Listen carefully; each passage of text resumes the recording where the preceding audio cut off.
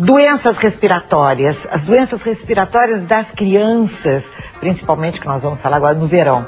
A gente sabe que as gripes de verão são fortíssimas, a exposição ao sol, entra e sai do mar, o mar gelado, os alimentos, não? Enfim, alguma coisa que sai do normal quando nós estamos em férias e as nossas crianças, consequentemente, também. O Dr. Luciano Vitola é médico, ele é pneumologista pediátrico. Como vai, doutor? Tudo bem. Seja muito bem-vindo, muito obrigada. O doutor Luciano Vitola é do Hospital da Criança Santo Antônio e nós temos um surto de gripes no verão, uma gripe específica, típica de verão? Sim ou não? Existem gripes mais específicas da primavera e do início do verão, né? Esse ano foi um ano bastante ruim de gripes, né? A gente sabe, foi o assunto aí do inverno. E o aumento da frequência das gripes, na verdade, é mais no inverno, principalmente para as crianças. Talvez para adulto não seja tanto, mas para criança é mais ligado ao inverno.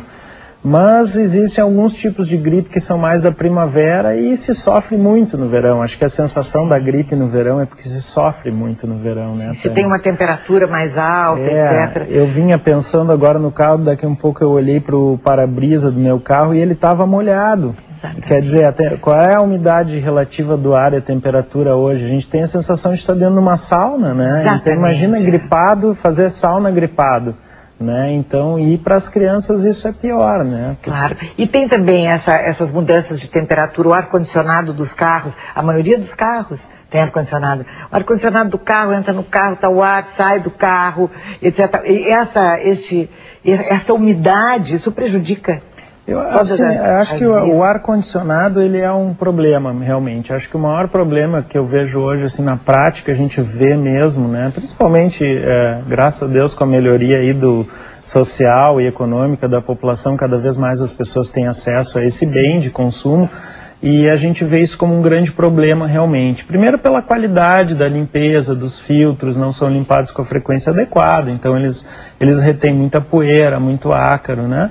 Mas principalmente pela mudança de temperatura à noite, né? À noite é um momento em que a gente respira, às vezes já respira mal, as crianças que têm obstrução das vias aéreas superiores, que têm rinite, ou que têm adenoide aumentada, né? Amígdalas aumentadas, elas já respiram mal. E as crianças, elas não sabem respirar bem pela boca, elas são respiradoras nasais quase que obrigatórias. Naturais, né? Ainda bem, todos nós deveríamos ser respiradores nasais, mas a gente aprende com o tempo a, se está com o nariz entupido, consegue compensar um pouco com a boca, né? A criança se atrapalha muito com isso. Sim. E aí o ar-condicionado associado a esse quadro, principalmente os quadros nasais e as alergias respiratórias, faz com que as crianças sofram muito, ronquem mais, durmam pior, algumas doenças... Se dormir de boca aberta e respiração pela boca, naturalmente a garganta afeta resseca, a garganta. Então, isso é um pouco aquela coisa, as mães sempre usam o termo, meu filho vive gripado, né? Sim. Ninguém vive gripado, né? A gripe é uma doença infecciosa que dura lá seus 7, 10 dias, mas as crianças que têm alergia respiratória, que têm rinite ou alguma obstrução, como aumento de adenoide e amígdala, elas tendem a respirar pela boca, principalmente à noite, e com o ar. Aí então vem aquela sensação de areia de manhã, aquele bichinho do ran-ran de manhã, né? Aquilo é o mau uso da nossa via respiratória durante a noite, né? Uma época, as crianças, todas elas não tinham mais amígdalas, as amígdalas eram retiradas. Depois ficou, o senhor é pneumo naturalmente, mas já que falou em adenoides e amígdalas, etc., todo este aparelho tão fantástico, né? tão bem... Milimétrico. Um pode afetar o outro, as amígdalas afetam as adenoides, ouvidos... E, enfim, pode tomar conta de uma cabeça de criança. Eu vim aqui para cá pensando também sobre isso, assim, que eu acho que o assunto de verão é muito mais, não em criança principalmente, o adulto asmático, ele tende a ter crise no verão e no inverno. A criança também, mas a gente tem uma população de crianças que não são exatamente asmáticos do tipo alérgico, não são alérgicos, são aqueles asmáticos do inverno, aquelas crianças que têm infecções de repetição, por estar na creche, por estar fazendo a sua biblioteca de vírus, como eu costumo dizer para a mãe, não tem ainda, não sabe os vírus que estão por aí e vai começando a entrar em contato. Essas crianças tendem a melhorar muito no verão, a não ser as que têm problema dessa via respiratória de cima, que a gente chama via respiratória alta, né? As crianças que têm aumento de adenoide... as carnes esponjosas, que é um termo bastante usado, mas a gente não gosta muito, mas é um termo que é bem prático, que é os cornetos, as adenoides e as amígdalas, né? As crianças que têm rinite tendem a ter isso aumentado, e algumas crianças mesmo sem rinite também têm isso aumentado, né? E houve esse movimento na década de 50, 60, até os anos 70 se tirou a amígdala e a adenoide de todo mundo, né? Se dizia, primeiro tira a amígdala, depois o apêndice. E aí quando fica aí mais adulto, a vesícula. Aí estava pronto. Mas houve esse movimento, depois se viu que a amígdala tinha, óbvio, tem funções imunológicas e respiratórias importantes, né? Mas hoje houve um movimento... São soldadinhos ali do quartel, são soldadinhos, né? Exatamente. E aí houve um movimento um pouco contrário. Acho que isso foi importante, como em tudo em medicina, é sempre uma gangorra, né? E aí a gangorra pendeu um pouco para o outro lado. Hoje a gente vê que tem muitas crianças que sofrem muito por aumento de adenoide e amígdala e podem se beneficiar muito da retirada ou do tratamento sério da sua rinite, né? Tratamento continuado, constante, é um tratamento, quem tem rinite sabe que é um tratamento chato, é um tratamento que requer a consciência de que tem que tratar, o querer tratar, né? Qual é a sua opinião, doutor, sobre o tratamento de rinite, dessas alergias e tal, um tratamento mais longo com homeopatia? Olha... Porque a homeopatia já teve assim também, a sua, era a ovelha negra da família, né? A escola alopática, na verdade, hoje a medicina é muito baseada em evidências, né, e evidências científicas.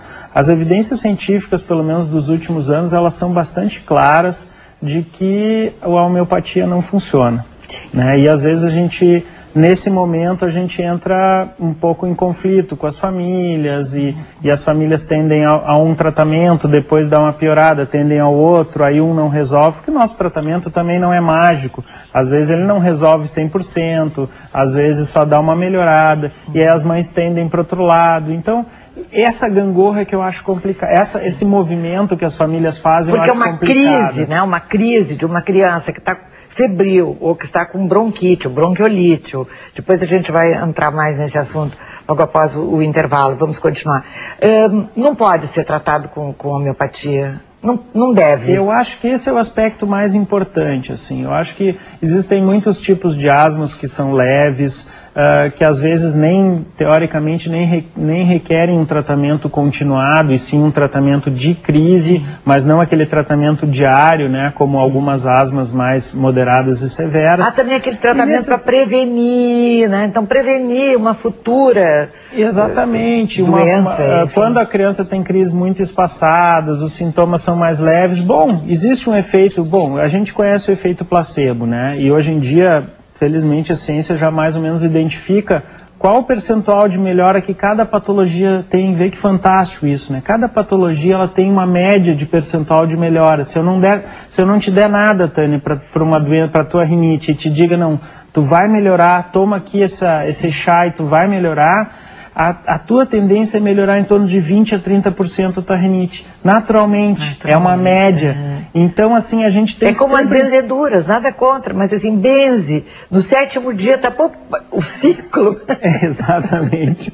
Herpes, etc, né? Que às vezes... A própria medicina alopática, a própria indústria farmacêutica, às vezes se vale disso, né? Então tem, por exemplo, os antigripais. Muitos antigripais dão alívio nos sintomas, mas não são o tratamento, né? Então é vendido como tratamento. Tome e você vai ficar bom. Você vai ficar bom, né? Quem é que não se cura de gripe? Se cura. Gripe...